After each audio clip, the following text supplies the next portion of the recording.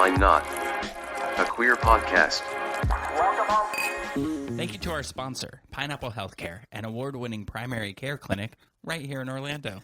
Pineapple Healthcare offers mental health counseling, HIV, STI testing and treatment, and specializes in care for the LGBTQ plus community. Open Monday through Saturday. Call today at 407-553-6336 and schedule your appointment. Pineapple Healthcare. Better together. Hi, everybody. I'm Rick Todd. And I'm Jeremy Williams, and you're listening to Wine. Why Not?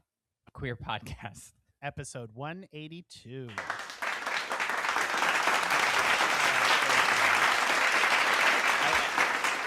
I did forget that we are recorded in front of a live studio audience. Yeah. And right off the bat, a fun fact, there are 182 members in our studio audience today. Oh, good times. Yes. All right, Very well, good times. Hey, so much happened this week. Why waste 1 second? Let's jump right into what are the fascinating facts that you've gathered for us I today? have two. Because, and I think if you go back and you kind of go through the history of this podcast, you can tell when I work on record day. I was going to say press day. On record day, and when I don't. Because I have like 5 minutes on the train to come up with my facts. So I came up with two. Why don't take the express? Take the local. Give yourself an extra 4 minutes. I thought we were going to start on time, so I was like, "Oh, I got to get there right away." And you know, we're a few minutes late, but we're on time. But I did find two I thought which were cool. The first one is called the Scarface myth. Have you seen the movie Scarface, the Brian De Palma film with Al Pacino and Michelle Pfeiffer? I'm aware of their work. According to the internet, I have not counted. I assume whoever posted this has. But Al Pacino says the F word in the movie 182 times. No fucking way. Ooh, 183. That's one. We should do a whole video. And we'll Countdown. have okay, like ding. He said fuck once. Oop, that's fuck twice. Oh, that's three times. Right off the bat. Sorry, moms. And then the second one, I think when anybody Googles 182, this is probably the first thing that pops up. But there is a little-known band from the late 90s, early 2000s known as Blink-182. They were an American rock band formed in Poway, California in 1992. They had such classic songs as What's My Age Again, All the Small Things, and Adam's Song. A little fun fact, do you know where the name... I know none of those. What's My Age Again? What's My Age Again? All the small things. Truth cares something. A little bit more? No, that's all you get. I'm not going to fall for that one. Ryan? Oh, Ryan's on mute. He'll be with us later. Maybe he'll sing a little extra Blink bar. 182 comes, the original band's name was just Blink, and they were threatened with a lawsuit by an Irish techno dance band of the same name. So at the last second, Mark Hoppus, who's one of the band members, just randomly added 182 to the end of the name Blink to avoid a lawsuit. Over the years, during interviews, they have come up with fake joke answers, including 182 was Mark's ideal weight, and 182 was the number of their favorite World War II battleship, but later admitted they just made the number up on the spot, and none of those mean anything. I did hear also that unless this is how AI combines everything, that they said 182 because of the number of times Scarface says the F word. Oh. I read that somewhere. Oh. On the interwebs. Anyway, did you know that Mark Hoppus? So I guess they had this phase, that whole gay panic, but not the gay panic defense, but more like the 2000s sort of gay panic theory about gay anxiety and that sort of thing, that they were sort of involved in that. And there was, and like looking back, some people get upset with them because they were doing like the gay baiting and like fake kissing and creating gay anxiety, or what they called gay panic, and this whole thing. So they moved to move past that, I don't know if this is why, but I just wanted to point out because it's kind of a cool fact that Mark Hoppus auctioned off his historic Fender Precision bass that he used to write most of their 2003 album, and gave 100% of the proceeds to the Trevor Project. Oh, nice. Their first big music video, their first hit was "What's My Age Again," and the three of them are naked running through their little California town. It's blurred out, and they're wearing flesh color underwear, so they're not really naked, but it's fleshed out to give them the nude appearance. And when I was younger, I thought that was so hot. I watched that video, oddly, 182 times, and blinked 0. Ooh, just kidding. That's a fun fact. I'm going to write that down for the next episode. Really quick before we get to your 182s, because I don't want to piss Caitlin off, I do have to do Pokemon number 182. You do not, for the record, want to piss Caitlin off. Blossom. Not the 1990s NBC show, but the hula dancing flower Pokemon. Who, fun fact, likes to dance in pools of sunlight. So there you are. Not a vampire. Me too, girl. Me too. That was for Caitlin, not Blossom. Blossom. It's Belloawesome. I don't know. Joey Anyway. Lawrence. Those are my 182s. Remember Joey Lawrence? Yes. I remember the whole Lawrence clan. There was Joey, and there was Matt. Oh, yeah. And there was little And then there was Bobby. the other guy. I don't know what his name. Maybe it's Bobby. I don't know. Wasn't he on like some NCIS show? Like, wasn't there like a Lawrence brother that wasn't in anything that ended up on an NCIS show? That's your wheelhouse. You would know that. I wouldn't. I forgot. It's sort of that. I know if they were all in a DC movie. When you speak a foreign language and then you don't use it, you lose it, right? I no longer speak CBS. I can't tell you anything about it. I'm sorry. Sad. That is sad. To brighten you up, I'm looking at the picture of Bello Awesome, and it looks like she has some nipples on her head. Look at it again, Caitlin. Look at it again. Oddly, Jeremy, that does look at cheer it. me up. Look at it. Look at the flowers. They look like they have little nipples. Oh. Is that so you can milk them? Can you milk a flower? I got nipples. Can you milk me? All right. What are your 182s? Ryan has the most disgusted look on his face. Like, this is what I came on for. This is what I'm staying after work for. You can't see him because he's muted. If he wasn't muted and he made a noise, you'd be able to see him. But this is what he's sitting and thinking in his mind. Like, I'm having to work after 5 o'clock for this shit. I know. He's like, just get through it so I could tell you about the damn show and move on. All right, so here you go. I like to preface this with, again, this is information AI has given me. Of course. So you may contradict this. In fact, I'm going to give you facts that you may have given me last week as if it was 181. So if it's correct, some of it just sounds familiar. So these movies have a runtime of 182. Okay.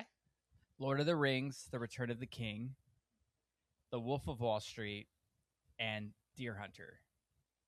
And then Apocalypse Now, but Apocalypse Now Final Cut from 2019, and the Zack Snyder Batman vs. Superman Ultimate Edition. His cut is 182 minutes, which is like 3 hours and 2 minutes. Yep. That's a lot. Yeah. Here's the thing that amuses me about the whole Zack Snyderverse is every one of his DC movies that are released in theaters were panned and were like, oh my God, what he butchered these characters. And then once he releases the Snyder cut of that film, they're like, oh, they should have let him put that stuff in. It makes the story make sense. That's a good movie. If you check the, I think there's Rotten Tomato scores for both editions. They jump from like 60% or 40% up to like 75, 80%. So I actually enjoy that version, the Snyder cut version. Did you use the word Snyderverse? I sure did. All right. I need to do so. Does it work with Toddverse? No. No. Does it work with like Waterverse? Oh, yeah. That's All right, so we're going to start referring to Watermark products as the Waterverse. So Why and Why Not is in the Waterverse. Ooh. Are You we can't in get out. incursion? You Yeah. can't- I got a smile out of Ryan with that one. I'm sorry. Was that nerd speak for something? It was. All right. TV shows with exactly 182 episodes. This surprises me. The show According to Jim. That show was on forever. I had no idea. I know no one who watched it, but that show was on forever. That show was out when there was like a series of shows where like men were married to women way out of their league. Yeah, schlubby men married to hot chicks. Yeah. And he was married to the woman who was in summer school. She was when she was younger. Melrose Place. Yeah. Yeah, she's a hot Courtney ticket. something. Not Courtney Cox. something. Not Cox. She was another hot girl married to a schlub. Hey, here's a throwback: 182 episodes of The Lone Ranger. Ooh, that's way, way back. Yeah. Guess what game has 182 total cards? Uno. Cards Against South Park. Oh, Did you know that it existed? I didn't. That is such a random card game. I do want to play it though. I love me. I would South say Park. like it sounds like something you would enjoy. What did I get you? Did I get you Cards Against the Golden Girls or something like that? They were Friends. Oh, Cards Against Friends. I think I have Cards Against Golden Girls. All right, so this is according to. So I don't know if you're aware of this, but FX's first scripted show was called The Shield. Yes, and that came out in 2002. And ever since then, FX has been counting the number of shows on TV that are original scripted shows, right? So they count the number every year. And in 2002, when The Shield came out, there were exactly 182 scripted shows on all networks combined. 135 on broadcast, 17 on pay cable, and 30 on basic cable. There were 0 streaming shows at the time. Ooh. What's it now? It's like hundreds. Yeah. Suck it, broadcast television. Yeah. These Lego sets have 182 pieces. Ooh, yes. So I thought you might like these. Lego Star Blaster Showdown. Are you familiar with this one? No. It looked fun. It's from something. That sounds like a Star Wars thing, right? I don't know. Possibly, yeah. I'm sure that there's a Trekkie out there that can tell me. And Lego City Explorer Diving Boat. Okay, yeah, that's from the City series. Yeah, but you got to put all the pieces together. Otherwise, if you put them in the bathtub. Yeah. Ooh. Iceberg right ahead. So Friends episode 182. I can't remember what last week's was. It's been a weird, busy week, and I cannot even remember recording a podcast last week, so I couldn't tell you what last episode was. It's been an insanely busy week, and I have no idea what the last one was. But I will tell you, I feel like I just need to apologize to the listeners if you're hearing this and it sounds disjointed. We just had technical issues, but I promise, Caitlin, I promise you, I'm going to fix them before next week. I have 2 plans. And I'm going to institute them, and they will fix. So you won't have to worry about this next time. But the 182nd, I think it had something to do with. It's obviously it's season 8. It's when Rachel's pregnant. Yeah, I'm going to tell you that by the title of it. Yeah, I was like, by the title of it, it sucks. But the other things that happened are funny. Okay. Do you want me to tell you the other things? Yeah. Well, let me really quick. It's not the one where Joey takes Rachel on a date, is it? It totally is. Oh, you're right. That episode does suck. Where's the sound effects? We need a cheer. We need a. Thank you. All 182 audience members are silent. Oh, there they are. There you go. I mean, you got that without any. Oh, wow. It's fine. Sit down. Come on. Now you're just kissing ass people. Sit down. So the other things that happened. This is the one where Phoebe gives Chandler and Monica the Mrs. Pac-Man game. Oh yes, Which with is the great. cursing outburst at the end. Yeah. I love that. You know what? It's interesting. I was reading through. I don't have too many facts about it all. Like I usually have all the trivia facts. They were all kind of lame, but this one was interesting. Is because it said that Chandler brags about getting all the top scores and making them all dirty names, but apparently Mrs. Pac-Man wasn't an arcade game where you could do that. All it ever did was put the highest score at the top. It didn't list the names with the 3 digits. Other games did, but this one didn't. But I guess they decided to say fuck it. 6? Are we at 6 now? Oh. My favorite part of that whole thing is when he does the things and Monica says, well, this one isn't dirty. And he goes, it is if you match it up with that one. And she says, well, if you don't clear these before Ben gets here, you'll never get one of those again.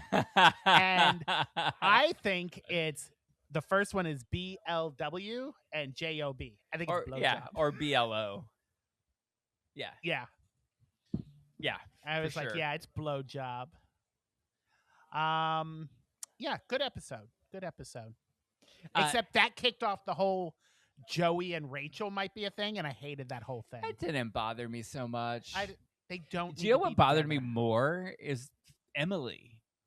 Ross and Emily bothered me more than Joey and Rachel. Really? Of course, Joey. The Joey likes or the lead up. Joey likes hot women, and she's hot, and she was just kidding. I was gonna make a joke, and I was trying to look at Caitlin's face while I was like, she was an unstable woman with hormones going through her being pregnant. Oh, I was no. like, people are not gonna gather that joke. Just make sure you pull that clip so Kate can listen. No, because here's the thing. Think of somebody you've been friends with 8 years. And then just out of the blue, or a friend you've known for 8 years who's dated on and off again one of your other friends. You're not going to pull that shit. The only people I've known for 8 years are coworkers. And I'm not going out on a date with any of them. That is some work drama. Work drama. I thought this was an interesting fact. Joey goes on that date afterward, right? Yeah. And he watches that girl walk to the thing. 2 things about that. Krista Allen, she's the actress that played the girl on the second date, and she is on Days of Our Lives. She played Billy Reed on Days of Our Lives, which is interesting because Joey is on fake Days of Our Lives. Days of Our Lives, yeah. But an interesting little tidbit about continuity: when Rachel leaves the table to go to the bathroom, she turns left to go to the bathroom, and this girl, when she leaves, turns right. And it's the same restaurant. Yeah. But one of them are stupid and don't know where the bathroom is. I thought that would be an interesting thing in any other city, but in New York, all the restrooms are like single stall restrooms, and everybody uses them. So, yeah, except the ones at Broadway. But come on, Broadway, $400 a ticket, and you can't put a partition between the urinals. I mean, we're men, but can't we have a little privacy? No. All right, here we go. 182nd. You're gonna get both of these, by the way. Oh, okay. I hate when you say that because I have so much pressure. No pressure. It's just you're stupid if you don't. So here's the 182nd greatest director of all time. Okay. I mean, you're going to know all of these movies, whether you know the director or not. I don't know. Yeah. The Hunt for Red October. Yeah. Wolfgang Peterson. Last Action Hero. Oh, the Thomas John Turteltaub. I mean, you're kind of getting there. What is his name? The Thomas Crown Affair, and then the one that everyone would know the most, I would think, Die Hard, and then Die Hard with a Vengeance, which is one of my favorite Die Hards. There's a story as to why he didn't do the sequel. Is it because it sucked? I don't remember what it was, but there's like drama, and then he came back for the third one. It's like Turteltaub or something. I'm gonna guess that he's Irish. Sure. So it either starts with Mick or O. Oh, Mick Turteltaub. McTiernan. I know it was a T. See, you got there. Now, I don't know what to tell you about the 182nd greatest film ever made in the history of Die film. Hard with a Vengeance. I mean, it could be. No, but like I don't know any clue to give you. I can't tell you who directed it because you're gonna get it. I'll say it's a 2010 film, and I think I'll just start listing people who are in it from like the most obscure to like what would give it away, right? Okay, So sure. I did not realize that Tom Berenger was in this movie. But Tom Tom Berenger, Berenger, yeah, Tom Berenger is in it.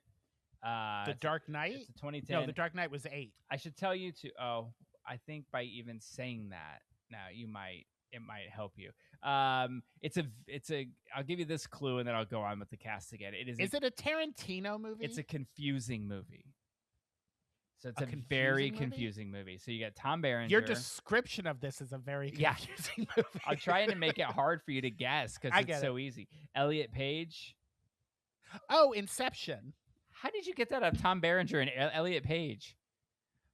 I totally forgot Tom Berenger was in Inception, but Elliot Page was in. I know that was Inception, and I know it wasn't Juno because Juno was like 2009. Ah, well, there you go. And then Elliot Page did that movie next. Do you know what I found interesting too about this? Joseph Gordon-Levitt, who I used to be madly in love with, performed all of his stunts during that fight scene that spilled into the hall, in the spinning hallway. He did all of them except for one. Oh, really? Which one? That one. I have no idea. Oh. I do have a fun list to go over. Yes, I love lists. Want to? Yeah, let's do it. Ryan, do you want to be part of this? Come on, Ryan, join in. Because what we're going to do is we're going to do this list, and then we're going to go into we brought Ryan on for a specific reason to talk about a show that he went to go see. But you can pop on if you want. Ooh, is it Spider-Man? Is he going to talk about Spider-Man? I will now. Keep my husband's name out. Oh, so here we go. This is a fun list, right? I don't know if Ryan's gonna. I forget Ryan's younger than all of us, so I don't know if this will be just a baby. If this will be fun for him, but it could be fun. I'm a baby. This that was so loud.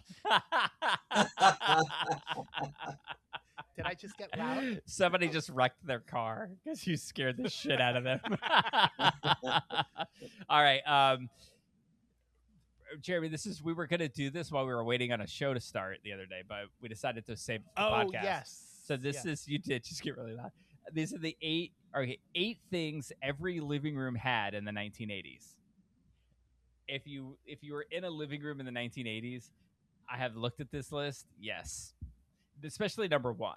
Number one is hilarious and it's very accurate. But just throw out things that you think are very 80s that you think would be in there. There's 8. I'm trying to think of our living room growing up, and there was always a record player in our living room.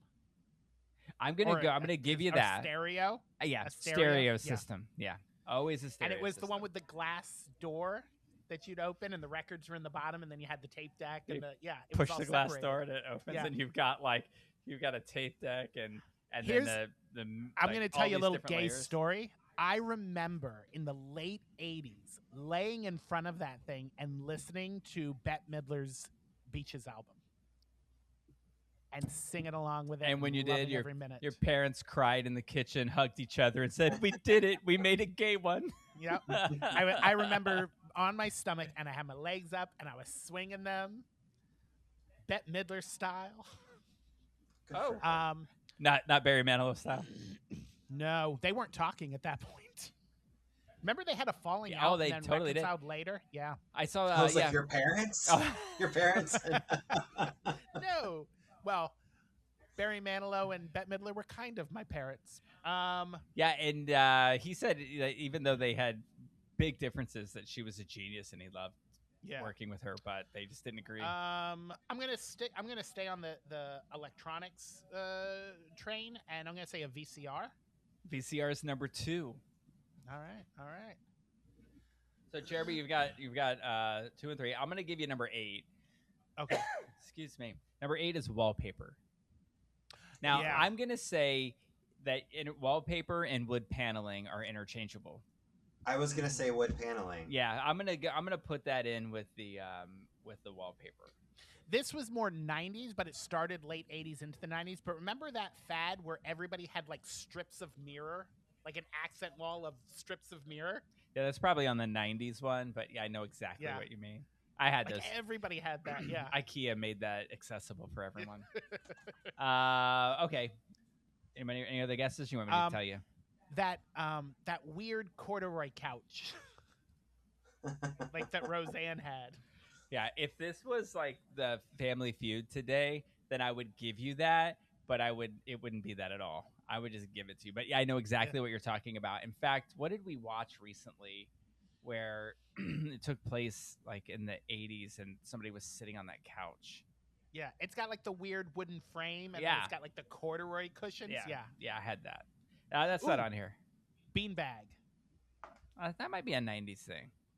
Is that a 90s thing? No, I feel like we had one in the 80s. But it's not what What about ashtray? That's number one. Yeah. Every single yes. I knew it. And you know what it looks like. You know what the plastic one looks like, and you know what the glass one. Speaking of corduroy, that's the glass one. It's got a corduroy look to it, and it's like gold and glass it's like, and yeah, really got big. like little diamondy points on it. Yeah. Yep, ashtray number one. Congratulations. So number 7, a cordless phone. So this may also be for privileged people because some of this was too rich for my family's taste. But a cordless phone, we definitely had a cordless phone. Carpet. We had carpet. It's carpet, and more carpet. This whole list is just going to be to prove to me that we weren't as poor as I thought we were growing up. When I say carpet and more carpet, I can feel the carpet from the 80s that I had to lay on as a child. A magazine. You know what wasn't in that living room? My dad. Oh my god! Just kidding. Oh my god! Oh, way to bring down the room. We're not that kind of podcast, Ryan. And do you know why? Boopy boop boop. Yeah. Ryan was there. He's not in the room now. He's not in the living room now, but yeah. A magazine rack, the wooden ones. Remember those? Yeah. On the side of the couch. Yeah. Yeah. And then number 4, the big entertainment consoles. Oh my God. Entertainment centers were huge. Like you Huge. couldn't have a TV without having a giant cabinet to put it on. Yeah. Like Joey Tribbiani's. Yeah. Yeah. So that's cool. That's my list for the week. Nice. I like it. All right. Well, Ryan, welcome. Welcome to the podcast again. Hi. Thanks for having me. We love having you on. Of course. So, how was your week? So how's your week, Ryan? What'd you do? It was wonderful. I went over to Orlando and I swam over. And for the you braved the I-4, huh? Hey, the last time that I went to there and I drove to St. Pete, I forget why I went there, but anyway, the whole thing's open, right? The express lanes are all open on the Howard Franklin. Yeah, I don't think that you really need them yet. So I mean, well, not when I was going. Right. Well, yeah, but you should drive there at you should drive back and forth to Tampa at 4:30 in the afternoon and see if it's if it helps. They see, because it goes. That was a no, like, right? No. No. Or walk on it anyway. There's a walking path, right? Yeah. Wait a minute. There's a walking path on the Howard Franklin Bridge now? There's a lot going on that bridge. Isn't that bridge 7 miles long? It's like a 5K, right? It's 3. We were actually, when I was coming back from Orlando, there was a car broken down on the bridge, which is terrifying. But the guy was just sprinting, and we were like, "You have 10 miles, guy. You better just take a breath. Pace yourself." I don't think it's that long. I'm gonna look it up while you talk about it. I don't know how long it is, but they did add a walking path. At least part of it is open. Oh wow. But it's that terrifies me. Yeah. The idea. I think that I feel like they're gonna do. It's approximately 3 miles. I'm surprised that to kick off the opening of it, they didn't do a 5K. I mean, it's right at the 5K. 5K is 3.1 miles or 3.2 miles. I'm surprised that they haven't done one a 5K from Tampa to St. Pete yet. I've been told too that they need there's no stations. Like they need like a restroom stop or like a water stop. It's a bridge. Piss off the If you're side. going to add, Stick your A ass walking over the trail. railing and let it go. Ew. It reminds me of that scene in Little Miss Sunshine. Didn't they do that? They stuck her out a window and made her pee.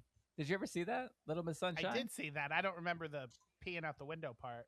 Or I haven't pooping seen out it the since- window. It's been a long time. I don't remember. Oh, I definitely don't remember a pooping out the window scene. I can't wait for the FBI to take my computer and look at my searches. Like, girl poops out window, Little Miss Sunshine.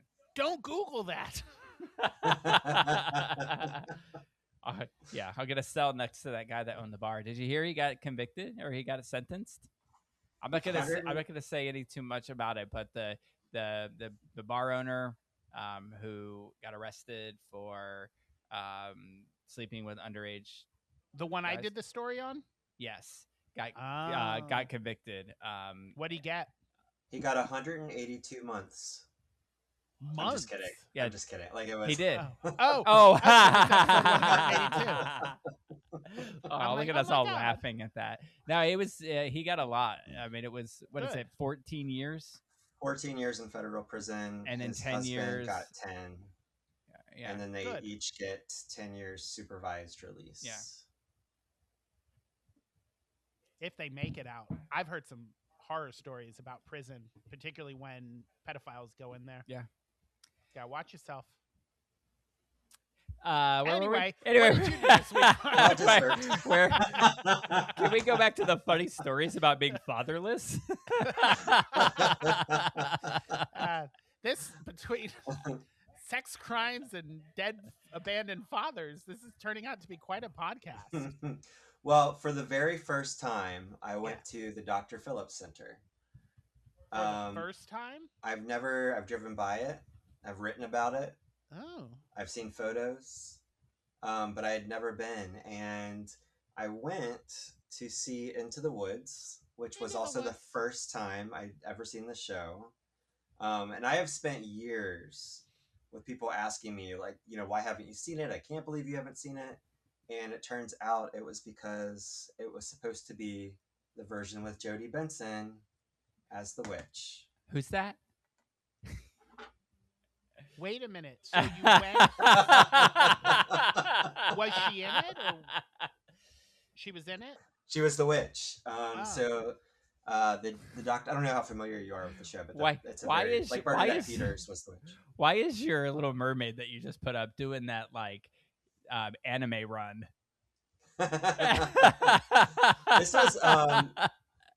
This was a cake topper from What the is that? 80s. What is that called? Oh. Yeah, right. What is that called, It's the Caitlin? Naruto run.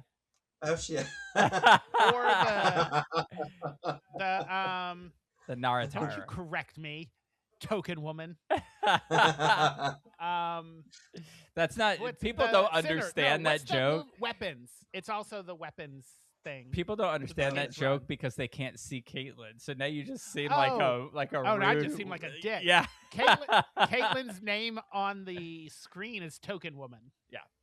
That is her But- name. Yeah. Oh yeah. Please Jeremy check did it name- out because Check it I out on named our her story that. on Instagram. You'll get to see Caitlin as the token woman. No. I'm familiar with Into the Woods. The way you said it was supposed to be Jodi Benson as the witch that got you out there. It made it sound like you got out there and it wasn't her. The reason I had never seen it was because it was always destined to be Jodi Benson. Oh, first. that's okay. That Yes. makes sense. So let me ask you some questions. Dr. Phil's Performing Arts Center, worth the drive? Very much. So nice. So beautiful. I will say, it's nice because it's clean. I mean, it's new-ish. It's 10 years when, old. when was it built? It's 10? I think they just A little celebrated over 10 years. Yeah, they just celebrated 10 years. I think. So it's 11 years this season. Okay. What did Orlando have before that? The Bob Carr. The Bob Carr Theater. Ooh. Sounds like a Bob. No, it's That's- it actually. I mean, it served its purpose. I mean, the Broadway shows could come there. It was great. They did renovate the Bob Carr. They had to take out seats and create aisles because the Lion King wanted to come to Orlando, but there was no venue for it, so they removed some seats so they could create aisles. Because the Bob Carr was a lot like Straz, where like Yeah. there's only two ways in. You know You what I mean? enter from the left or the right, and it's just seats. Yeah, and there's no ways down the middle. The- And that's fun when somebody in the middle has to go to the bathroom Yeah. in the middle of the show. The Bob Carr was the first theater that I saw a touring Broadway musical, and it was the early 90s, and it was Phantom of the Opera. Oh. That was my first musical. We went and saw that at the Bob Carr Theater. Does that mean that you guys both like that because it was your first? I I mean, do like I Phantom of the love Opera. Phantom, and it probably is because it was my first. But It's so melodramatic. I mean, I don't dislike it, but Wait a it's minute. so melodramatic. It's melodramatic. Aren't you a fan of Miss Saigon? The most melodramatic musical ever made? How dare you? I will tell you that I love- it does make me laugh because there's that scene when she reveals her son and he goes out and then the orchestra's like dun dun dun Yeah. dun dun, and I'm like, that's so dramatic and It is ridiculous. very and dramatic. I love Miss love Saigon, it. but it is super dramatic I love it. I've never seen it because Jodi Benson hasn't done a version yet. because she'll get canceled. Do you remember it was supposed to go? Remember it was supposed to come to Straz, and then COVID hit, and it got COVID. canceled. Oh, Yeah, that's I was right, so yeah. excited to see it. and they didn't bring it back. It's wonderful. It's a good show. It is a good show.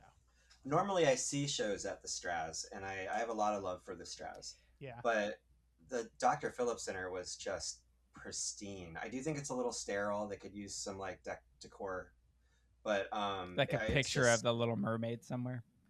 I wouldn't be mad about it. I did appreciate that they were playing music from the upcoming Broadway season. I don't know if they always Yeah. do that. Yeah. But I thought that was a cute touch. They just need some like photos here or there, or Yeah. like something. But it's beautiful. Yeah, it really is. Mm-hmm. And I'm sure like we all have a lot of love for the Straz. They're very nice to us, and we love going there. And I like the door system at the Straz. Like to get into the theater better than the door system, because especially when you have orchestra seats, there's only two ways into the orchestra, and like getting out, it takes forever, that kind of thing. It's just a lot quicker at Straz. But I feel like the people at Straz probably have been to the Dr. Phillips Performing Arts Center and it's like, we need an update, you know. Well, they're doing major renovations at the Straz. Yeah, that and I'm sure it's going to be expect. gorgeous when it's done. Yeah. Yeah, so it was a good show. What do you think of the show Into the Woods? So I had never even seen the movie. Like I was going in basically blind. When you say the and- movie, you're young, so you're thinking the Meryl Streep The Meryl version, Streep not the Yes. Bernadette Lunch. Peters version. I will say this. So I was a theater major my first year in college, and I lived in the dorms. Was this your and- rebelling against Jesus? Was this you're out of the confines of I will. Part of why I'm no longer a theater major, I wasn't for very long, is I did audition for Jesus Christ Superstar and I didn't get it, and that was my my origin story of that. losing. That show has like an ensemble of 30 people. You couldn't get in Exactly. that. I was like, you know what? It's not for me. It's not for me. But one in the dorms, I remember I was a freshman in college, and people were crowded around a TV, and they were watching the Bernadette Peters version, the filmed version or whatever. So I did see like that snippet, and I was like, I realized even then, I was like, if I see this, I don't want it to be like this.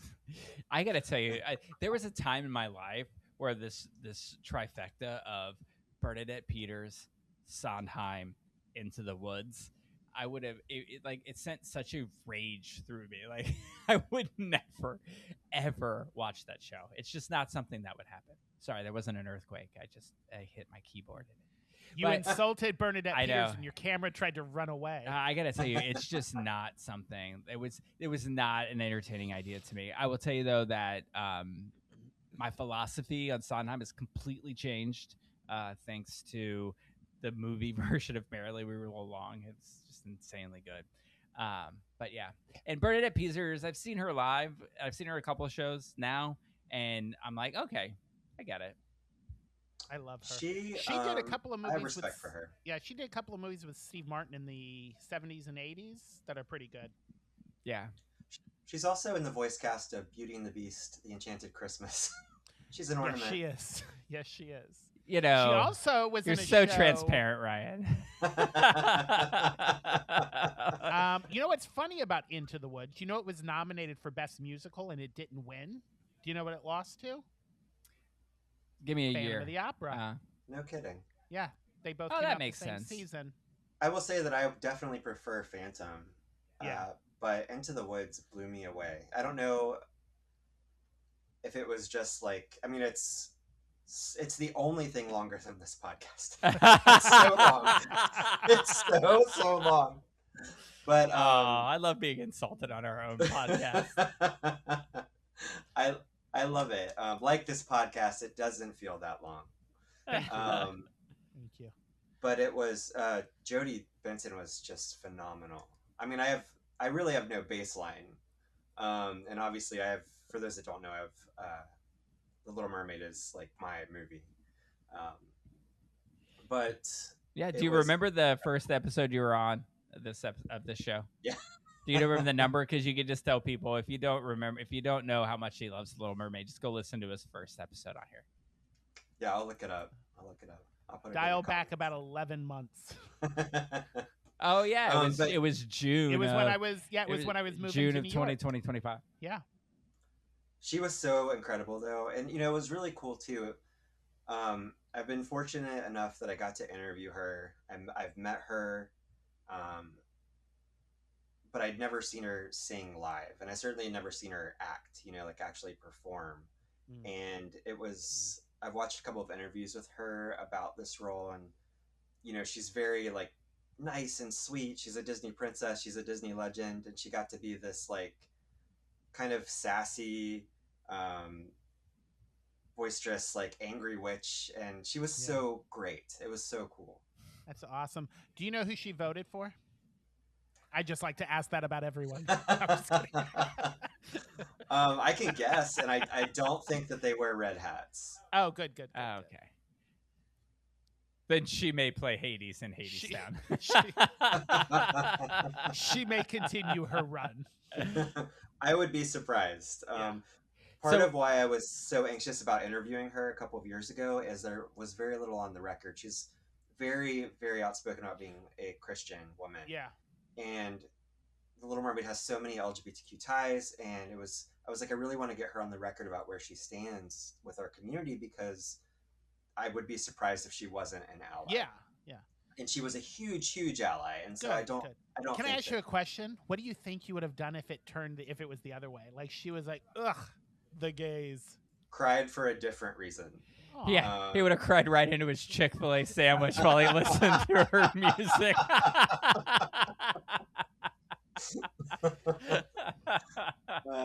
Don't know what you're talking about, but it's okay.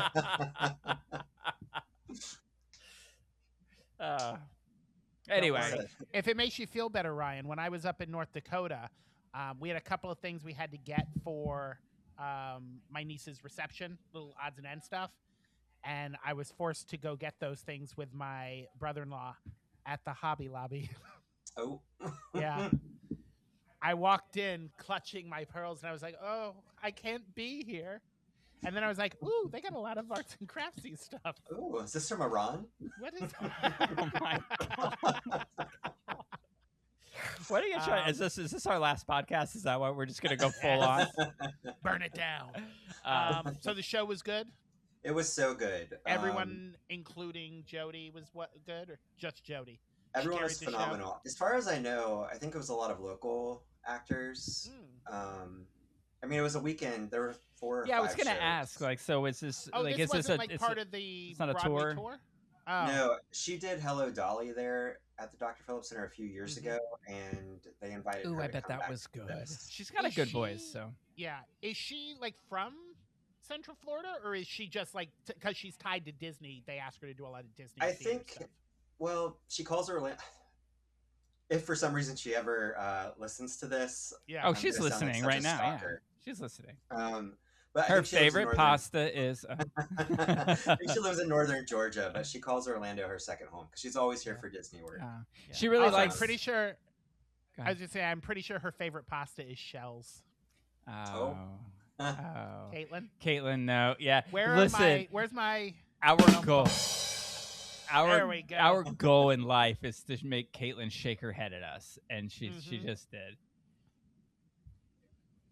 Oh, look at that! We even we have a live researcher. So for those who can't hear Caitlin, episode 126 is where you can first hear Ryan gush over a mermaid. I hear Jodi Benson likes to perform at Dr. Phillips because there's a church right across the street. Hey, we've all been in that church. That's true. Actually, it's a really nice church. It's beautiful, It is beautiful. And they host the 49 Bells for the Pulse where they do the Memorial 49 every year. Bells. Great people. Also, I was they've just always making a got- joke. They've got a rainbow pride flag in the window. Yeah. All year round, not just during Pride. Is it the inclusivity flag or? It just sure random? is. Oh, there you go. Right on. It's the inclusivity one. It's the progressive one. Yeah. Actually, Orlando is even more progressive than Tampa Bay in that regard. There's Yeah. usually the intersex. Well, that's why I say we, like I live there still. That's why we are one of only 2 areas that went blue last time. You do live there, Jeremy, in the Waterverse. Oh, that. Oh. Oh. So there's got to be a sound effect for that. Is there like an alien sound effect? Or gushing water. I don't give running pipe. There you go. That's a good one. Jody. Also, that was intense. also, do me a favor. Put this right up there with "Don't die in this apartment." And never use the word gushing in water with each other. I will see what I can do. Where were we the other day? We were walking. Were you there with us? We were walking somewhere, and like somebody was pouring a bucket of water out or somewhere, and there was like the sound of gushing water. Oh. And I said, "Jen's water broke," and we laughed. Oh yes. Where were we? Oh, We were walking to the Mexican restaurant. Yeah. It wasn't water. Get that shit talk off of this podcast. Well, thanks for being here with us. Anything else you want to bring up? I mean, I don't know if you had it, if there's any other exciting things you did. It's actually a slow time, so it's kind of nice, right? We just come off of or is it not? No, it is. It is. But it was a big week because I also saw Spider-Man. Oh. Yes. Do you want to talk about that real quick before you go? No spoilers. Oh, by the way, you No never even spoilers. talked about what Into the Woods was about. Because some people may not even know what the show's about. Yeah, it's every fairy tale. It's kind of like combined. And Yeah, I would say they tell a story using all of the characters from fairy tales. it was like the original Once Upon a Time, if anyone watched that horrible show on ABC. I watched the first season and then I couldn't anymore. The first season was amazing. Yeah. And then like True Blood, it all went to hell very quickly. Yes. I used to love True Blood, and it got so crazy so quickly. The first 2 seasons were amazing, though. Yeah. Do you know what I couldn't do? I couldn't get past her accent in the first episode. Suki. And the name. Suki is not what you call a person. It's what you call a person. Oh. Oh, Suki. Oh, my. That's Rogue. That's the little Oscar-winning girl from the piano. Joey just realized Iceman. He's in The Rookie. Do you not watch The Oh, Rookie, Ryan? No, are you sure it's him or is it his twin? He has a twin. No, his twin is Jimmy Olsen in Smallville. Was he? Yeah. I didn't watch Smallville. What? Such a good show sometimes. Oh. Someone's a Marvel elitist. And he's like, oh, Damn. Superman is DC. Fuck that guy. Spider-Man. Write that one down. That's my first. With the Spider-Man was so much better than Supergirl. That's all I'll say. I will agree with that. Yes. Oh, you leave I will Supergirl agree. alone. Why do you hate women? Are you Ooh. gonna come I on this? did not name Caitlin Token Woman. She named herself. I They like can do that now. But yes, I like wish Supergirl. Supergirl was better. I wish it was better. To be fair, I didn't see it. What would have made it better? Oh, get out of here. You didn't see it? No. Do you know why it's a good movie? Here's why it's a good movie. And you would appreciate this, Ryan. The entire movie is about a girl trying to save her dog. That's the whole movie. No. It's Well, that's John why Jeremy Wick. hated it. It's John Wick meets Star Wars. I'm just not a big Superman family fan. Yeah. I only saw Superman because Rick and I were on a work trip. It and was we such a really wanted good to see movie. it. And I liked it. I thought it was good. But Supergirl just didn't look that appealing to me.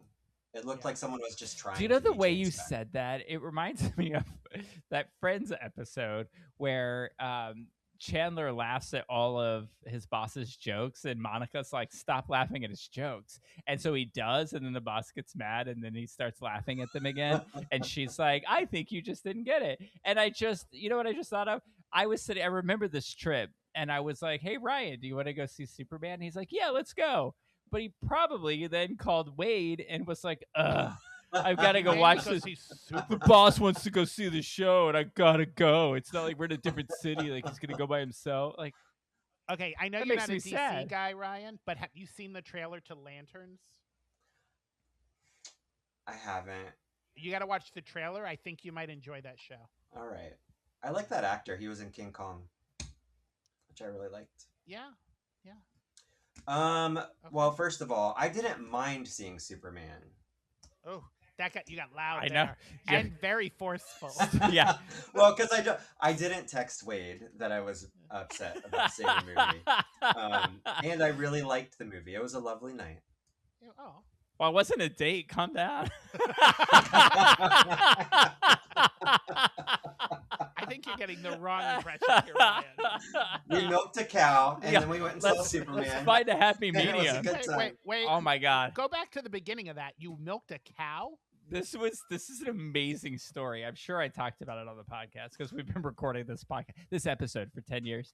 There's like this arcade at the mall, and they had a fake cow. It wasn't even a whole cow. No, it was a whole cow, and it had these rubber udders. And the game was you had to milk the cow to get points to get tickets. And I kept milking the cow and screaming, "Come on, Bessie! Come on, Bessie!" And Ryan recorded it, and it's hilarious. We had a great time. All right. I did text Wade about there, that. I guess. I can see how you would be confused about it not being a date. Yeah, I get it now. It meant everything to me. Oh, it's funny. Anyway, but yes, so Into the Woods was really good. Spider-Man. Spider-Man was amazing. I've seen Is twice. it okay? No, So no, let no, me. no, no. I'm not gonna. The Andrew Garfield ones are amazing. These are just the home ones. I am a big fan of Tom Caitlin's busy. Holland. I'm a big fan of Tom Holland. Jesus Christ, that startled me. I wasn't expecting it. This is my favorite performance of Tom Holland as Peter Parker. He was really good in this. Yeah. I thought you were gonna say your favorite performance of his, and I'm gonna say if you're only comparing it to the Odyssey, it could only get better. I do think he was okay in the Odyssey. He was fine. I will say I thought Sadie Sink was good in this movie, but I am realizing that everything I see her in, she's the same character. She's an angsty teen. Oh, is this a girl whether from it's Stranger The Whale Things? or Stranger Things? She plays the same character. So I don't know if she's a great actress or she's just really good at playing that kind of character. I need to see her in something different. I don't want to know what she does. I don't want to know any spoilers. I just want to know, are there things that are going to make the non-Spider-Man nerd be like, oh, that's like, like in the one where they brought all the Spider-Man back? Yeah. And had a family reunion. That was cool. There are things that are strange. No? Stranger Things. Yeah. Anyway, I'm going to tell you everyone who died in the movie. No, I'm just as long as one of them isn't Tom Holland, I'll be okay. I did hear that I hear he falls in his underwear. Naked. Yeah. He was talking about I saw an interview where he was talking about having to fall in his underwear, and he said it was really cold that day. And I was like, sure it was. Sure, Chad. He also gets into a hot tub in just his underwear and his Spider-Man mask. That's why I've seen it twice. Yeah. It's really good. It's a really Can good we just rename this show to Dirty Old Men? All right, cool. That's all I got. It was a lovely week for entertainment. Nice. Well, thanks for coming on to talk about it. We appreciate it. We do like to hear about the good things Always happening. a pleasure. We'll have to look up and we'll put on the socials what the production company was, because it was local. We should give them a shout out for the Into the Woods, because I hear it was good. It was Danny incredible. said it was good too. Apparently, Danny had people behind him that were kicking his chair the whole time, and he had to say something to them. Were you next to him? Did you get to experience that?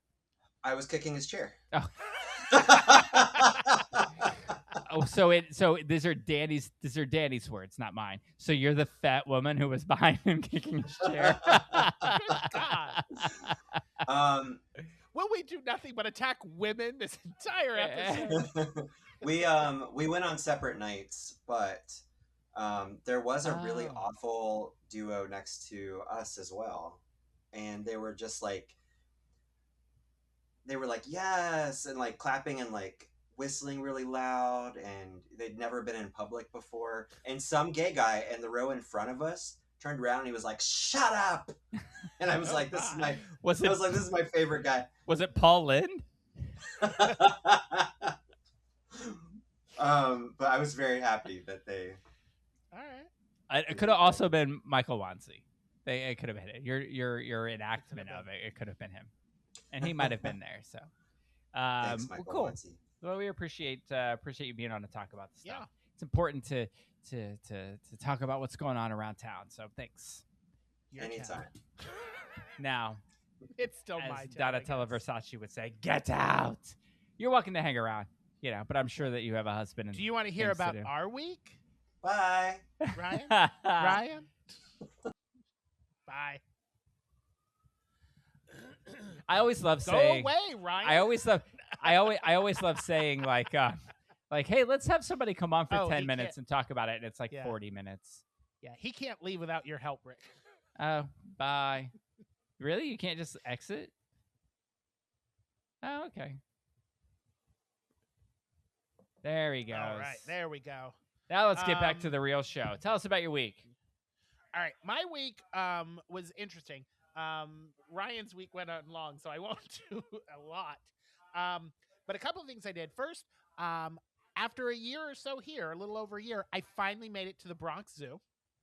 I went up there a couple of days ago.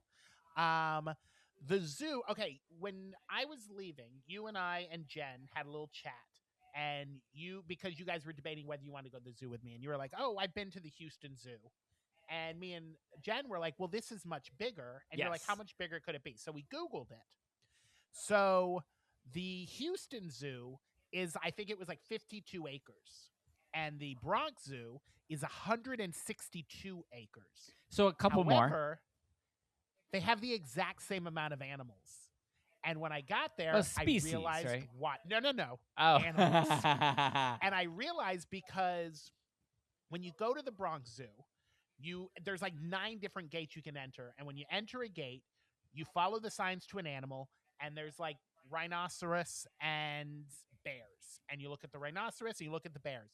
And then you walk like half a mile to the next set of animals, and you've got like, the bird cage, the actual bird cages, not the movie, and like mice, or they had like a mice area where you looked at mice. And then you walk another half a mile, and then you see some more animals. They are so spaced out that by the end of my trip, and I was only at the zoo for maybe 2.5 hours, I walked 12,000 steps at this zoo, going animal to animal. Now, are the animals cool? Yes. I got a really cool video I posted up on my Facebook. Maybe Caitlin can share it on Wine Wine Not, of a bear, because it was so hot. So like the first couple animals I saw were just like, there's a lion, there were tigers, and oh my, I forget what the third animal was.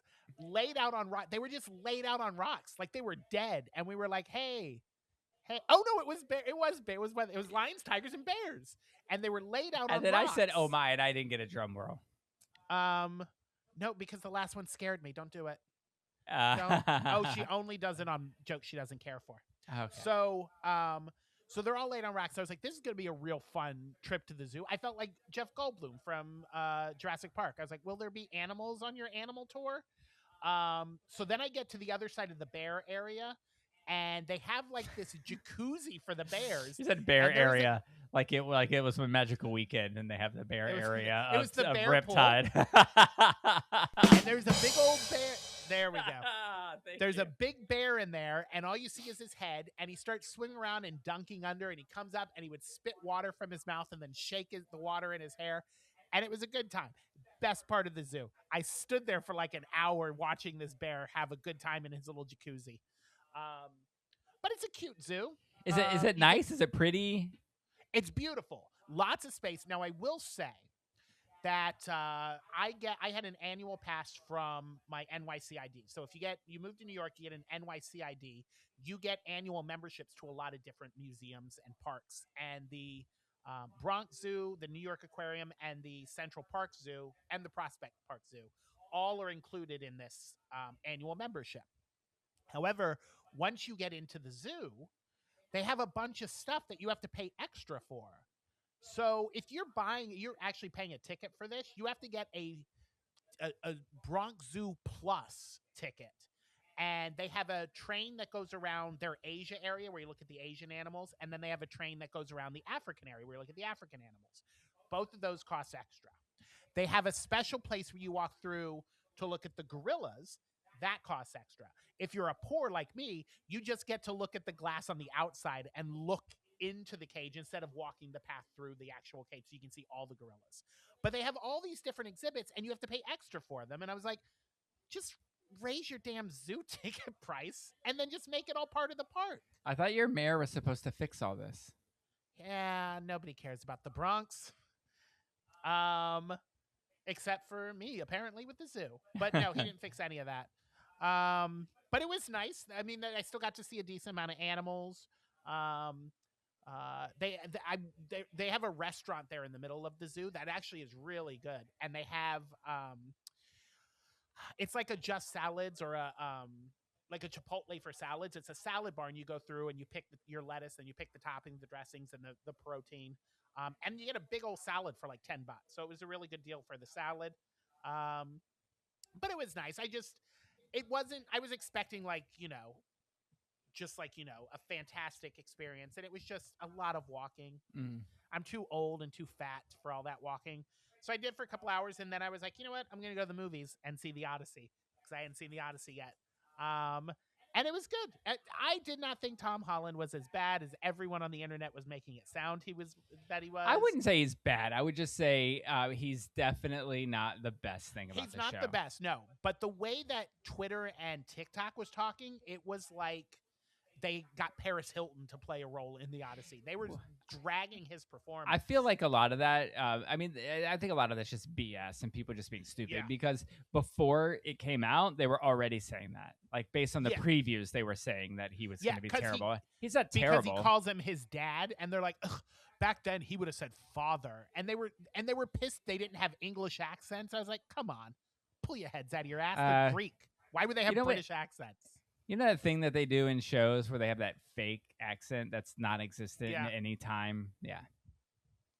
I don't like that. I saw that. I also saw Spider-Man. Hey, what did you think of John Leguizamo? Wasn't he good? John Leguizamo was amazing. Samantha, I forget her last name, the one who turns all of Odessa's troops into pigs. Yes. She had one really good scene in there. I enjoyed Matt Damon. But it's Matt Damon. Yes. Like, not at one time did I watch that thinking, ooh, I got lost in his performance. And same with Anne Hathaway. I love her. She did great, but it's Anne Hathaway. Yeah. You know who was amazing to me? Robert Pattinson. Yeah. He plays squirmy little nasty bad guy so good. He does. I loved his performance. He was so good in this. Yeah. Like he was all tough until he got scared. And have you seen the clip going around social medias where he has one scene when, I was going to say spoiler alert, but their book is like 2,000 years old. So deal with it. But there's a part where Odysseus comes in as the old beggar man. And he has this line, can somebody get this beggar out or get these beggars out of here? But people online are saying the way he says it, that it sounds like a slur. And they're turning it into memes and GIFs. And it's hilarious. They're having a good old time on the internet, making it look like Robert Pattinson is a racist, prejudiced the character, not Robert Pattinson. But it's hilarious. You need to Google some of the Odyssey beggar clips. But it's hilarious. So both good movies, Spider-Man and Odyssey. Definitely check them out. One thing happened. Well, actually, a couple things happened, but I won't go into detail. It was an interesting week on the subway. A lot of interesting people on the subway. I witnessed a subway fight. Well, almost a subway fight.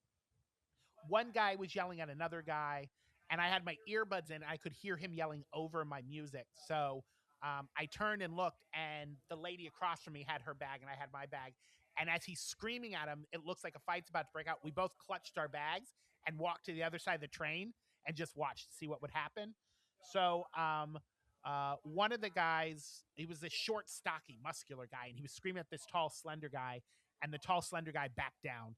And then the muscular guy was like, I don't even want you on my car. Get the fuck up and walk to the other car. And the guy got up and walked to the other car. And I was like, oh, damn, he's really commanding his space. And then he turns around and in the same yelling voice, apologized to us for his exploding at this guy. He's like, I'm sorry to everybody on this train. I was like, you don't sound sorry. You sound very angry. Stop yelling at us. But then he started saying, he goes, I just don't like when people talk about kids like that. And then me and the lady look at each other and I'm like, what did he say?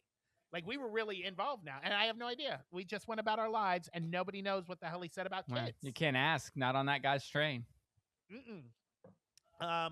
Then I didn't listen to the whole conversation because I got off on a stop. This was a different time. But I watched, I think, what was a Love Connection. But this guy was standing on the train. A girl got on. And he noticed one of her, she had tattoos on her leg. And he goes, I like your tattoo. And they were talking. And then he asked what she did. And I don't remember what her job was. It was something like an analysis or something. And she goes, what do you do? And he goes, I do a podcast. And I wanted to be like, oh my God, me too. But then they started getting very pretentious with each other. And he's like, I just got back from Madrid. And she's like, oh my God, I love Madrid. And then they started to speak the most white people Spanish to each other. And they're like, habla española. And I was like, I need to get off this train because these two are making me sick. What could possibly be more pretentious than the guy saying he does a podcast? Yeah, that's where it started. And then they started talking about, and they were super white. And they're talking about how they just love Madrid and start speaking Spanish to each other. And I was like, I hate this whole conversation now. I hope your love fails. And I got off the train. I was like, I can't watch this anymore. So I'm at work. I do want to tell this one quick story. Keep saying quick. But it was hilarious. So I was working with my manager and one of my coworkers. And we're standing around. It's been slow. So we're just standing there chit-chatting. And up the escalator comes this tall, gorgeous, she looks like a supermodel. She's got to be like, 6'4" or something. She's just super tall and she's very slender, has long, silky hair. Like, she whips it back and forth all the time because she just has that kind of hair. And she walks by and we were like, oh my God. Like the guy I was with, the coworker I was with, he's like, oh my God, she's so tall and gorgeous. And I was like, yeah, she looks like a model. So she gets around the store on the other side. Like she walked right past us, but she waited until she was like maybe 20 or 30 feet from us. And she spins and she does that. Her hair flips in that model style. And she goes, I'm sorry, what's so funny? And we're like, what? And she goes, are you all laughing at me because I'm so tall? And we were like, what? No. I felt like Mark Wahlberg from that movie, The Happening, when that lady says, are you trying to kill me? We're like, no, what? Are you making this up? No, I swear to God. And so she yelled at us and she goes, what are you all laughing at? And I said, we're not laughing.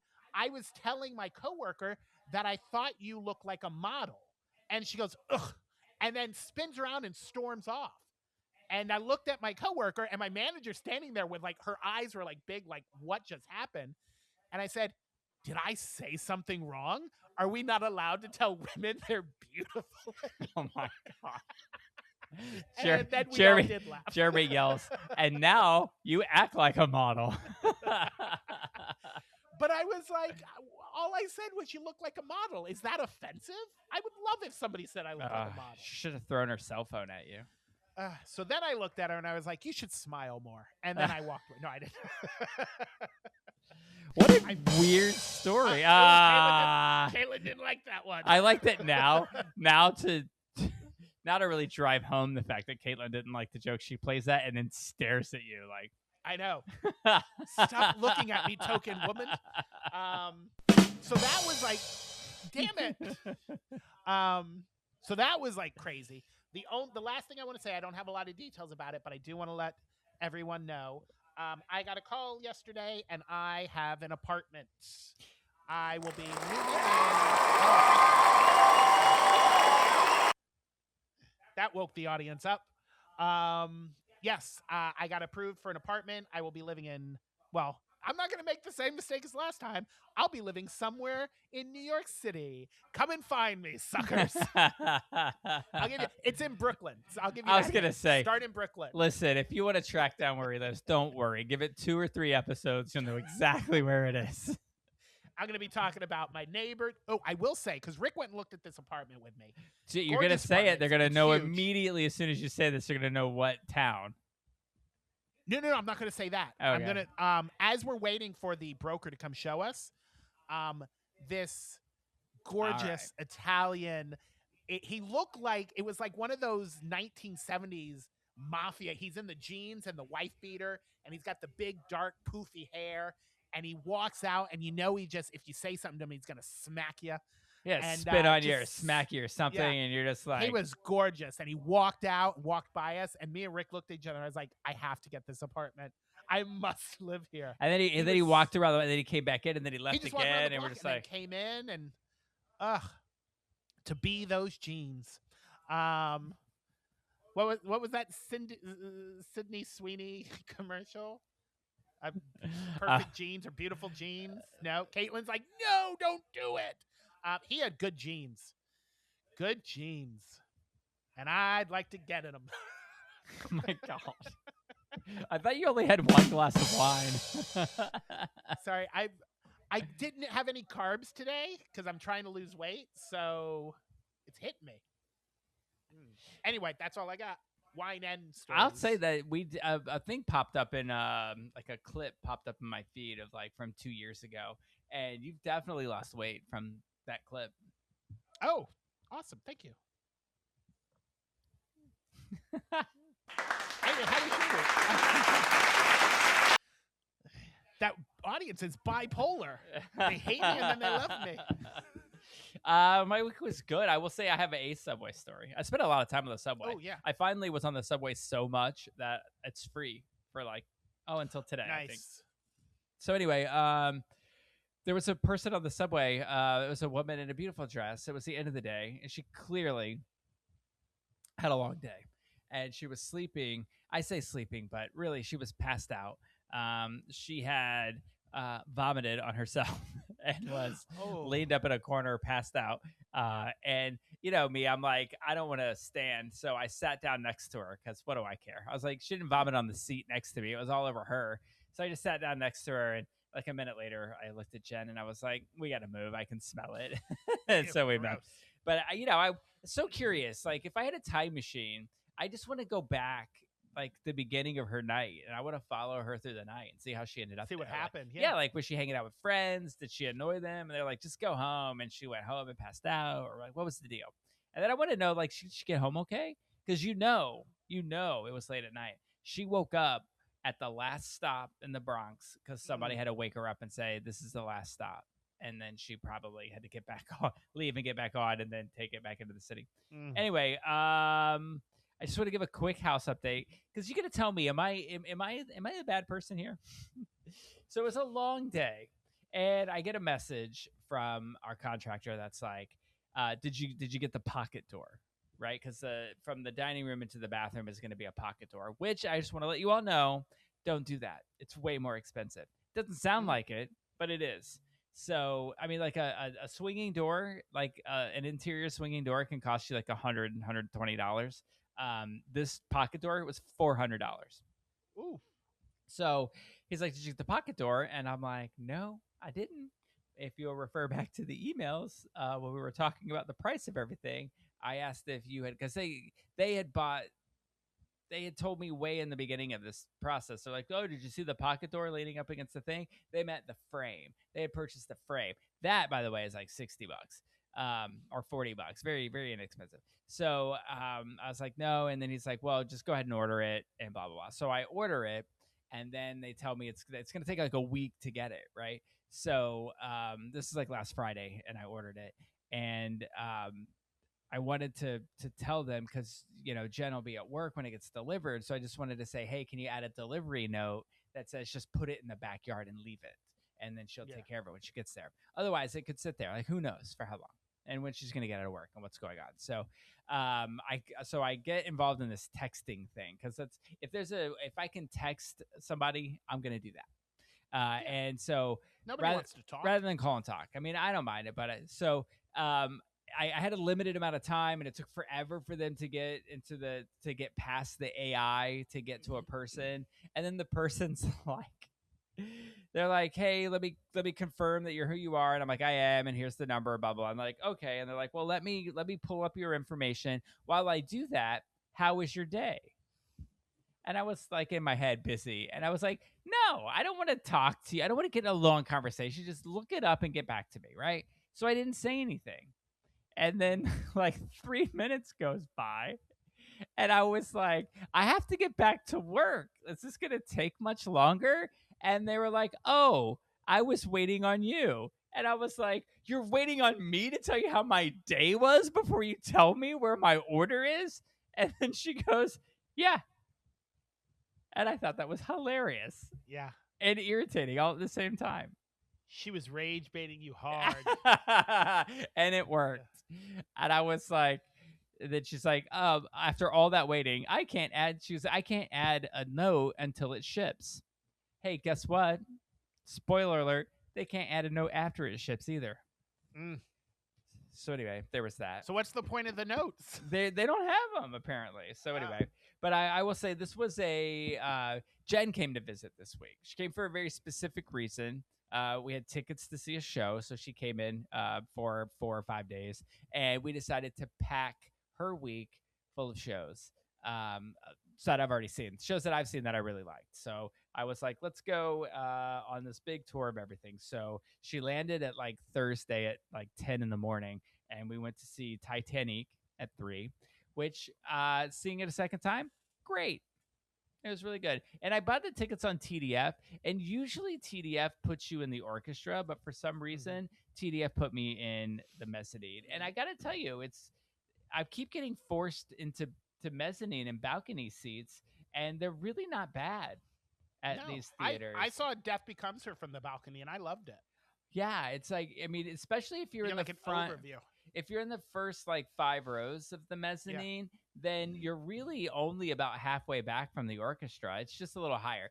Depends on how high you get. Sometimes it gets annoying because the actors don't look up a lot. They look straight ahead, and so you're looking at the tops of their heads. But if they're good and they remember you're up there, then it's fine. So we went to there. We did a tour of all the things I like. We went to see Titanic, which was great. She loved it. It was very funny. Went to Gatsby Landing, which is a restaurant in Times Square, which was good. And then we went to, before we went to Gatsby Landing, we went to TKTS, and we bought tickets to see Stranger Things because we wanted to see it again. We had that irritating first experience with it, but where Stranger Things Dylan was invented, and then we wanted to see it again. Because this time Dylan's actually seen the whole show now and wanted to kind of go back and see it. And we got tickets in the mezzanine again, and it was great up there for this because the tricks were a little further away, so you couldn't see them happening, and the effects were really cool from up there. And then when that thing comes out, it's not all around you, so you see, and it's pretty cool. The only thing that could have made it better is if like the face lifted up and it screamed. That would have been wild. But it was pretty cool. So we saw Stranger Things, and on Friday, Jen and I went to see Julia, the Poison Queen of Palermo, the Jennifer Nettles musical that she wrote, and it was the last day before the show, and we were up in the balcony. But at Pack, I gotta say, like the balcony is only 2 rows deep. It's kind of like what's that theater next to the Walt Disney Theater? Did you ever go to that one, the Pew Theater at Dr. Oh, Phillips? yeah. Yeah, it's kind of like that, where there's seats in the thing and then it goes up the sides. Yeah. And it doesn't go deep. It's just 2 rows deep when you get up there. So we were in the front. It was kind of weird though, because you're up there and the seat feels like it's leaning forward, like you're gonna fall over. Weird audience members there. Talk about pretentious people. They were all like theater people up there, and somebody was like, "This is a conversation we ever heard." Like, oh, are you writing still? Yeah, I'm working on a play about seals, but I don't know how you're gonna stage it. How do you stage seals? I don't know. Maybe I should start writing things that can be staged. Anyway, don't make me hate New York. I like it here. So. God, that was good. That was better this time than the first time. Wait a minute. Did she mean seals like animals, or seals like she's doing a show of the singer seal? And the whole family. Just the family of seals. Whole seal family. Yeah. It was called I'd see that. Kiss by a Rose is what it was called. I love it. I'll watch it. I'll take 10 of those. It's a jukebox musical. But I gotta say, like, Julia's so good. There has to be a cast album of this. And if it ever tours for any reason, if it makes its way to Broadway, I hope there's a film for just if you ever find out it's being done anywhere, do it. If she does like a TV concert version of it, watch it. It's so incredible. And it's really like, it's all about all these strong women and like these really terrible men. It's great.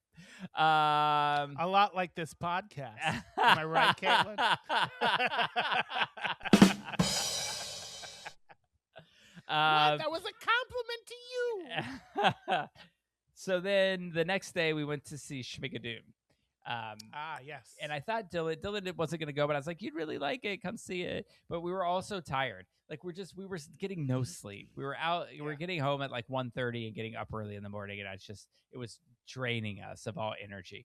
But so we saw Schmigadoon. It was really good as well. And then the big thing, right? The reason she came here is like a year ago, we bought tickets to see Les Mis, the arena concert thing. I didn't realize I knocked my camera over. And so we went to see that. Now, I don't know if you're familiar with this. For the 10th anniversary and the 25th anniversary over in London, they've done these concert versions of Les Mis. Yeah. And they get like this all-star cast, and they perform this in a concert version. They're still in costumes and it's staged a little, but there's like this huge orchestra on stage, and like all the actors kind of stand around with microphones, and it's like the filmed versions of these are incredible to watch, right? And it's been like a dream. I would watch these and I would say to Jen, how do we get into this? How do we become part of this? I must see this happen. Well, for the 30th anniversary, I believe it's the 30th, they decided to do like an arena concert tour. And I think that New York and Radio City is the only place in America it's being done. And so it's like a couple of weeks long, and they came here to do it. And so we got to see, like, we were pretty close. We were like, when you're in like double digits or double letters, like you're close to the stage. Our row was PP. So that's just how close we were. It's pretty cool. And if you haven't been to Radio City Music Hall, it's the largest indoor theater in the world and has been since 1932. It's gargantuan. I can't imagine how anyone sitting in the back of the balcony enjoys any show. Because it's like you could probably fit the Bronx Zoo in this thing. Probably not, but maybe. Anyway, so I don't know like what words to use to describe the show. It was mesmerizing, and it was spectacular. It's just an experience that will be like no other. I can't believe that that their voices were so big that they filled the space. What are you writing the ad for it? I don't know. Like I Dylan's aunt and uncle once talked about they loved Stanley Tucci when he did his like traveled through Italy to talk about food, and they loved him, but they made fun of what's her name from Desperate Housewives that did it in France. Ava Longoria. Ava Longoria, because they were like, she just kept saying like everything was like breathtaking. Yeah, like just the same word over and over again. So I'm trying not to be like that guy that's just like, this was whatever word transcending. It was flabbergasting. It discombobulating. Life altering. Like I can't even tell you. Like, these are the people who were the best at the role, and it was every single person. So if you've ever seen Les Mis, like I've seen Les Mis 1,000 times, and you're like, you know that there are ensemble characters, but they don't stick out to you. Every single person, like every character had like you saw relationships between people and acting that you never did. It's the first time I've ever seen Marius sing Empty Chairs and Empty Tables, where I got choked up in it because he was inconsolable singing it. Like, they were so invested into these roles, and they were at the top of their game, and it's the most amazing show that I've seen. It was great. It was as powerful as like chess was times 1,000. And so the guy who played Jean Valjean is Alfie Boe, and he's just insanely good. If you ever come across anything, look him up. Watch him do. He played Jean Valjean in the 25th anniversary concert as well. So that was filmed. If you see that, that's who we saw. Samantha Barks was Fantine. If you'll know this because you remember the names of everyone who's ever done Les Mis. In the movie version of Les Mis, she played Eponine. This guy, and I guess you told me this, Jeremy, that on the TikToks people are talking about Jeremy Sacombe, who is Javert, as being the best Javert ever, and without a doubt, he's insanely good. I mean, he's no Russell Crowe, but it's almost. Dude, I did make that terrible joke as we laughed because somebody was like, "Oh my God, Javert was so good." So I yelled up to Jen. I was like, "Jen, the only thing that sucked about this is that they didn't have Russell Crowe as Javert, just to like troll them."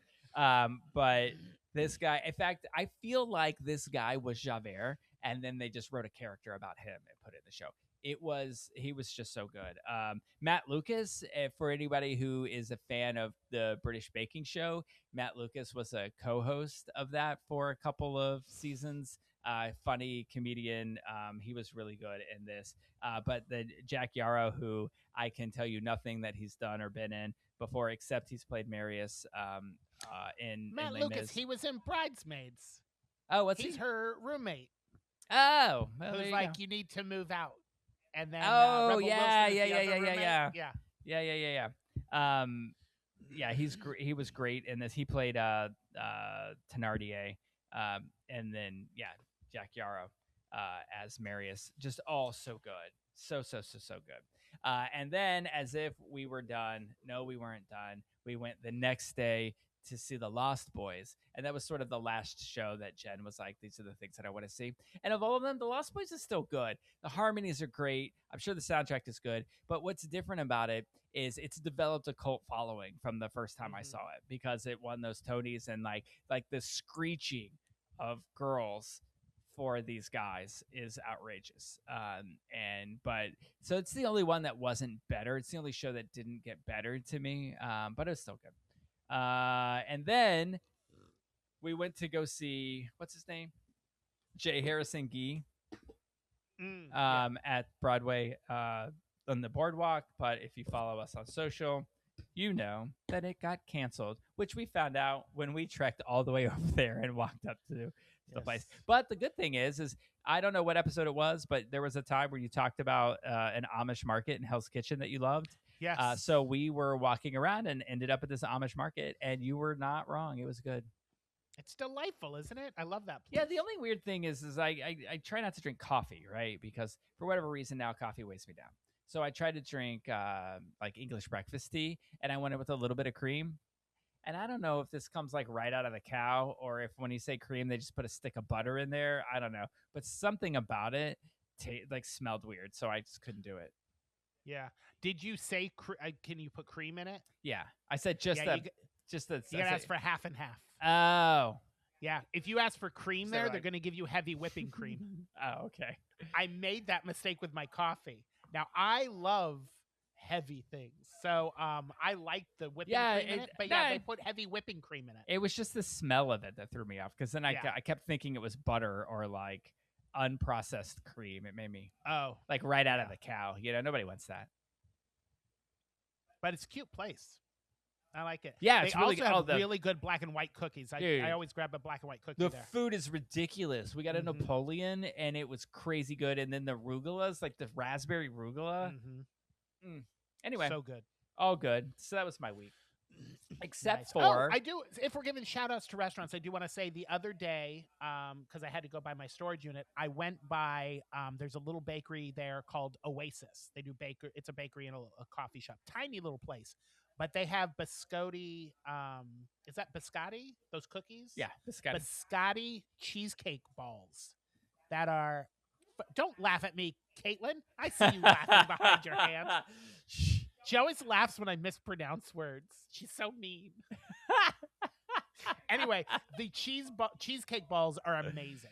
They are delicious. And if you're down there, check out Oasis. It's in Hell's Kitchen. I just want you to know that somebody that listens to the podcast is probably, like, by now at the point in the podcast has already texted me, biscotti. Well, whoever that is, fuck you. We're up to 9. There's this thing I started watching. There's a guy. He's kind of adorable in a way, but he does like these videos that's like point of view, like when you have a friend that ... and some of them are like you have a friend that can't hear, and he does this thing and it's hilarious, or you have a friend that doesn't like to repeat themselves and it's hilarious. But he does one where you have a friend that corrects you. And so he says something, and the guy corrects him, and he just beats the shit out of him. And it's hilarious. Yeah. I mean, nobody likes to be corrected. I used to date a guy. Like, I'm very sensitive to correcting people because there's a guy who I used to date. Oh, is this the actually guy? Actually. Yeah. Or interesting fact. Like, whatever you're about to say is not an interesting fact. It's not just interesting. So anyway. So we did do something before all of this crazy stuff started our week. Early in our week, I feel like we did this thing together. We decided that we'd make this the show that we talked about. It ties into all the Broadway shows. It does. There is a filmed version of Hadestown the musical, that they released in theaters. It was supposed to be a 5-day release, but it turns out that it was so successful, they've extended the release, which I think ends on Thursday of this week. Yes. Here's why. Because it was such a huge opening weekend as far as recorded. I think it was second only to Hamilton, I think I read, of the largest opening weekend for a filmed musical, stage musical. So they extended it. And then this past weekend, it fell 82%. So it was very front-loaded. Like, all the fans went and saw it, and then it dropped off 82%. So like, after this week, we'll pull it. So yeah, it's Thursday is its last. Yeah, it was very popular though when it comes to this sort of thing, because I know they've done it with Miss Saigon, and that wasn't the fullest thing. They did it with Merrily We Roll Along, which I think was, to me, the best. I mean, you know what it is? I'm not, I don't really like period pieces, and this is a Greek mythology story, and so I don't really care so much for the story. But I did see Hades, this cast. Well, not this cast, because this was filmed in London. Yes. So the 5 principal characters are the same as the Broadway cast, but all the ensemble is different. Yes. So there is a Rotten Tomatoes. You want to start with Rotten Tomatoes? Oh, stuff like this is it critics and audience? Yeah. Stuff like this critics eat up. So I'm gonna say 99 critics and like 98 audience. Wow, did I print this? Hold, please. Okay. He's back. I did print it. There's a little music, but I don't know where it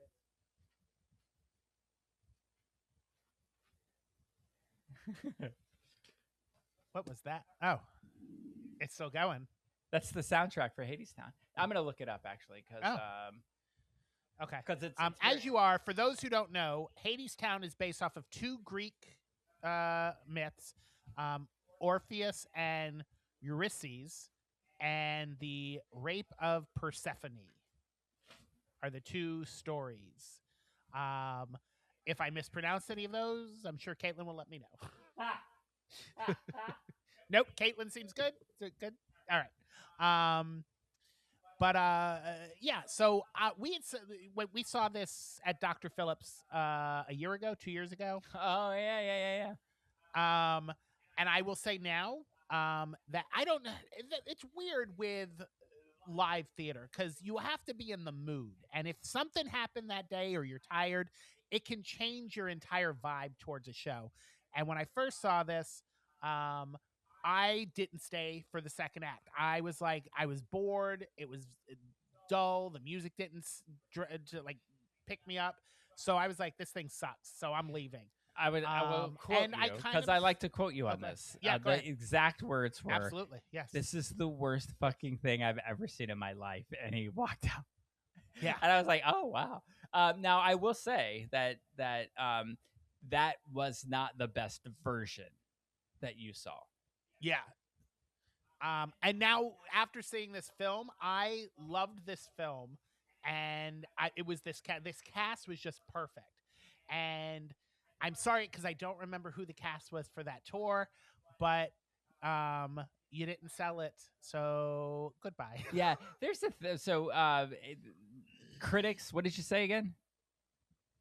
I'm gonna say I said 99 critics, 98 audience. Kind of the flip. 97 critics, 99 audience. Okay. Yeah, right. which I thought it. Yeah, I mean it's really good. I got to tell you, there's a thing about Broadway actors, and when you talk about an ensemble, or West End actors as well, the ensemble is pristine. There's this scene in Hadestown with this song "Wait for Me," and it's Orpheus walking to Hades to claim the love of his life, right? And during it, and there's this sort of like industrialized theme going along, this like not steampunk so much, but almost, but this like industrial worker thing with this like industrial lighting that comes down, and they're swinging these lights, and there's this like very, very rhythmic choreography and stuff to it.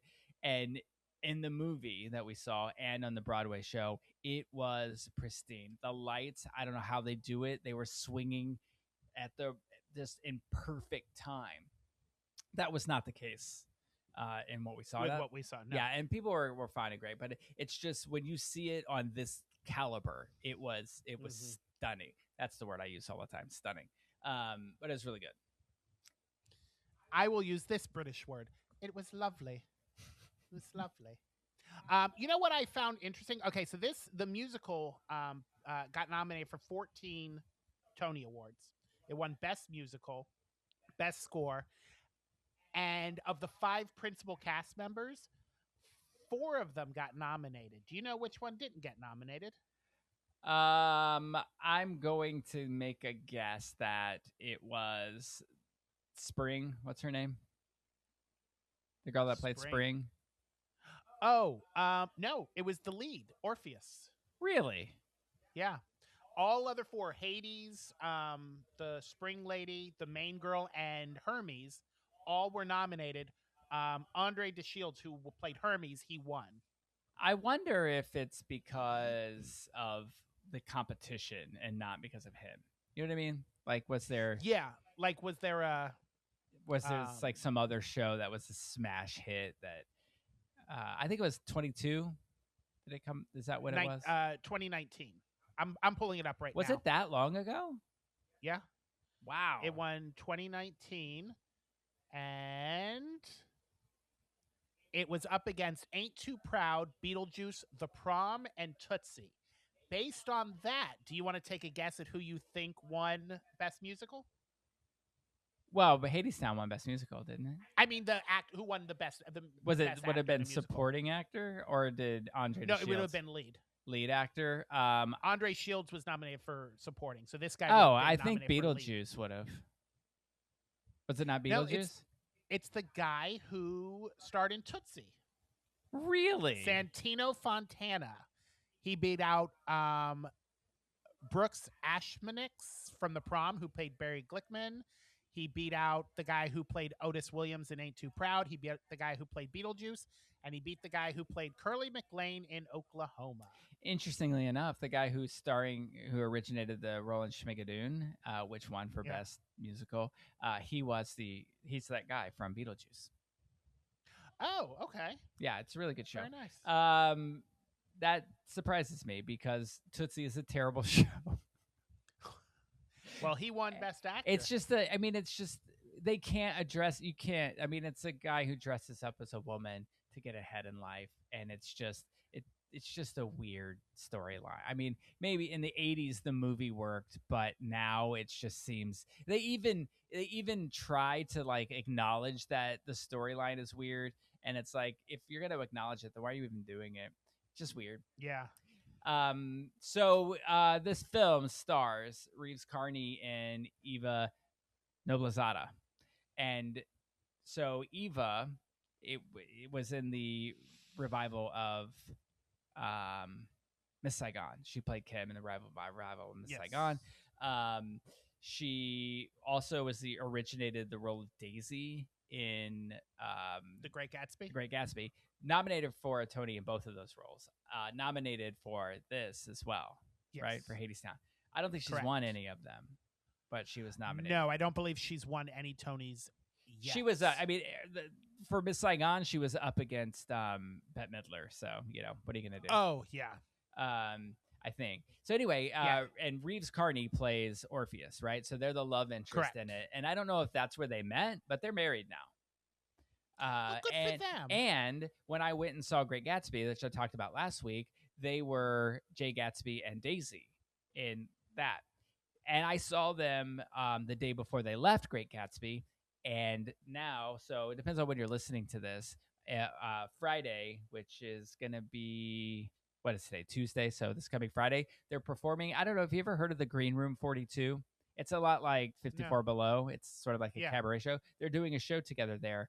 They're doing 3 days of performances, and everything is sold out except for Friday. There's a couple of tickets left at like $100 a piece. There were 8 tickets left. I don't know if they're still available, but the last time I thought about it, but it's a little steep these days. You can't just go see everything you want to see. Yeah.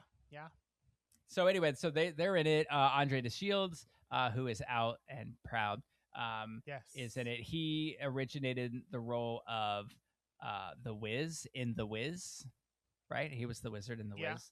And he's been in a lot of TV shows as well. Yes. Most recently, he was in the Cats revival. Oh, yeah. The Jellicle Ball. Yeah, he's in that.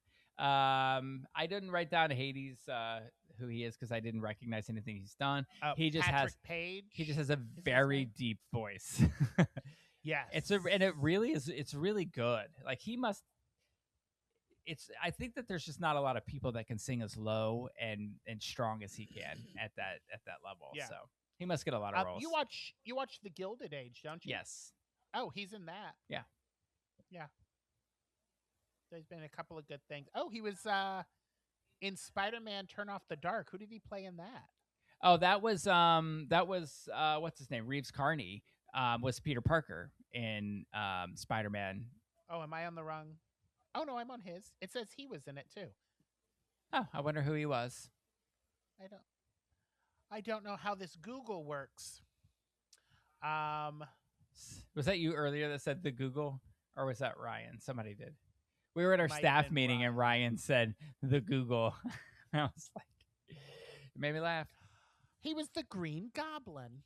Look, they're all linked. So Spider-Man and Green Goblin were in Hadestown, where Spider-Man married Daisy from The Great Gatsby. So all connected. It's the Broadway verse. So I like this show, right? I mean, it's a good show, right? But I just don't like the ending. Oh, really? I thought the ending was kind of cool. It's so it's to me it's anticlimactic. It's sort of like there's this build up, right? So like you said, it's a Greek tragedy. So there's no spoiler alerts here. Yeah. If you don't know the story, I'm sorry. Anything that's older than 2,000 years old, I feel like it's okay to spoil it. Right. So this whole thing is he falls in love with this girl, and she makes a deal with the devil because she's poor and hungry, and the devil's going to take care of her. So she goes to live in hell for eternity. And when Orpheus finds out, he goes to hell to get her, and their love or whatever, Hades decides to say, you can be together and leave if you walk the shadows back to the world of the living, but you can't walk side by side. Orpheus has to walk ahead, and he cannot at any point in the shadows turn around to see if she's still following. He just has to have faith that the gods are going to let them go through, and that the gods are going to let them be together in the end. But if he turns around at all, she goes back to hell, and he has to live for eternity without her. And so it's like, there's a song they're singing, and they're going back, and they're singing how they love each other, and they're going to be there. And and then it's the question is he going to turn around or not? Is he going to have the faith that she's going to be there in the end? And right before he steps into the light, turns around, she goes to hell. But it's like boom, there's like nothing. It's like she turns around, and oh no, she goes down to hell, and then that's the show. And it just felt like there should be something more to it. It's kind of like in the Lost Boys when they killed the bad guy in the end. It takes like a half a second. There's no build up. It's just boom, bad guy's dead. Yay. So it's kind of crazy. But my problem with it is this. He knows from the moment he sees her that he loves her, and he's going to spend the rest of his life with her. He says to her, she says, "Who are you?" And he says, I'm your husband. I'm the man you're going to marry. Like, he has no doubt in his mind whatsoever that this is who he's going to spend the rest of his life with. So it doesn't make any sense that he turned around.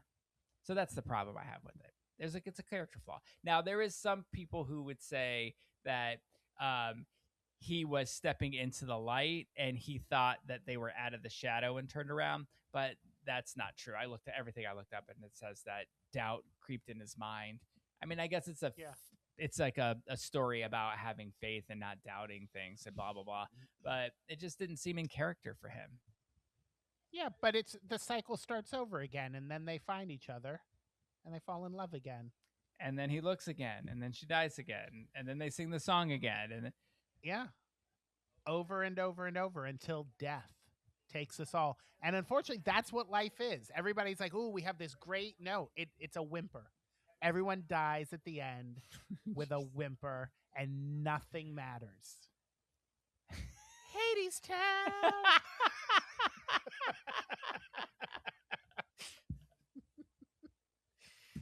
Ooh, I am having the worst heartburn from that glass of wine.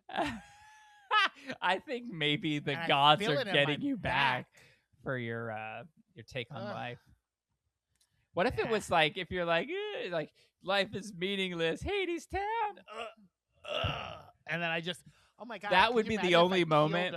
That would be the only moment at which I would allow you to die in this apartment. Like, that moment would have been the moment. I would have been like, hey, that was a good exit. Nice. Hey, I guess we all don't go out with a whimper. Live on television. So how many grapes you get it? I'm gonna give it 4 grapes. I really liked it. I really liked it. Yeah, I'm gonna give it. I think I've seen it one too many times. I'm gonna give it 3.5. I don't think I could see it again. It's good, and you need to see it once. And this version you want to see. If you can get access to it, see this version. I don't know if I would watch the show again. I probably would, but I will say, since we watched it, I have listened to the album several times on the train. It gets a little sleepy at times, which is why I have a little hard time with it. But that's why I like it on the train. It just has a very, almost like a bluegrass jazzy feel to it. Yeah. And it just feels like train moving music. There is, well, I mean, it is train. The whole show is about the train to hell. That's what I was, so yeah, it's definitely that. But there's this song called The Wall, right? And the wall that leads into the first version of Wait for Me. And that whole segment of this film is fantastic. And however sleepy I got right before it, I was in it. The Wall, I think, is great. I think The Wall, by the way, even if you just read the lyrics to The Wall, it explains what's happening in America today. Yes. And it explains, to me, it explains the MAGA movement. And it's just about, we put up walls because the others want to take what we have. And so we're going to put up a wall. We're going to keep them out and it's going to keep us safe. And it's all just a bunch of, I don't know, horse shit because no one's coming to take your shit. So anyway, but that's great, and his voice is really incredibly deep and strong. And then you get from that to this high voice, like singing like how I'm coming to get the love of my life. It's great. It really is. So yeah, maybe I'll give it 4.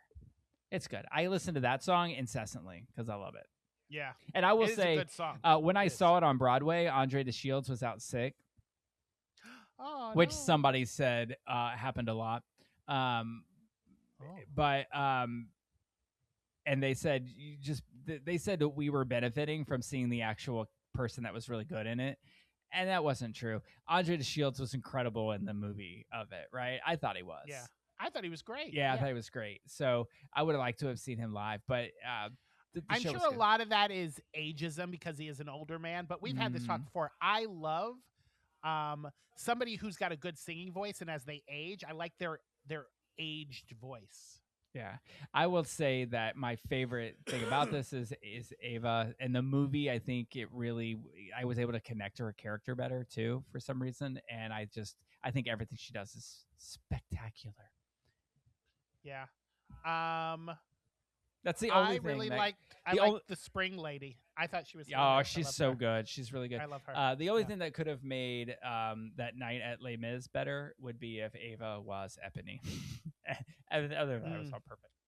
Nah, the Eponine was really good. It was a great show. Anyway, good week. It was a good week. Good week. Very good week.